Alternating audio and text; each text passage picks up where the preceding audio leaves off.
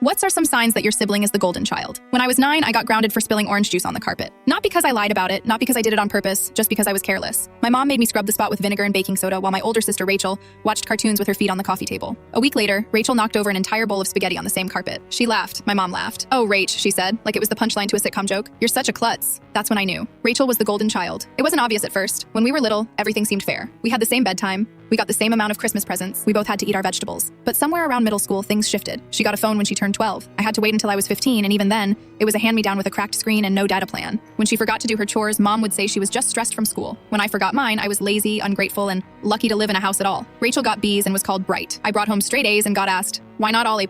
Every school project Rachel did was a fridge-worthy masterpiece, even if it looked like she slapped it together with glue sticks and tears at 11 p.m. Mine? Good job, but your handwriting could be neater. By the time I was in high school, I had the script memorized. Rachel would get caught sneaking out. My parents would say, she's just testing boundaries. I got home 5 minutes after curfew one night and they threatened to take the door off my room. She got a car on her 17th birthday. Not a new one, but nice. A used Honda with Bluetooth. I asked if I could learn to drive in it and got told, you need to prove you're responsible enough first. When she dyed her hair bright red, our mom called it artistic expression. When I got a second ear piercing, they said I was trying to embarrass them. Rachel never had to explain herself, ever. If she was quiet, she was just tired. If I was quiet, something was wrong with me. If she was angry, it was justified. If I was angry, I was being dramatic. Family dinners always centered around her. Her stories, her friends, her bad dates, her grades, her drama. I learned to eat fast and go back to my room. If I tried to share something about my day, it was met with glazed eyes and that polite but disinterested that parents do when they're waiting for you to stop talking. I remember one Thanksgiving, my aunt complimented me on getting into the Honor Society. My mom cut in mid-sentence to talk about Rachel's photography account on Instagram. Said she was building a brand. I didn't say anything, but I saw my aunt look at me and squeeze my shoulder like she knew. The worst part was Rachel knew it too. She wasn't dumb. She knew the rules were different for her. She used to tease me for being the family disappointment if I ever pushed back. One time I told her it hurt to always feel like I came second. She rolled her eyes and said, that's just your victim complex. But it wasn't a complex. It was a pattern. She could borrow money from our parents without question. I had to give them a full breakdown of how I'd spend it.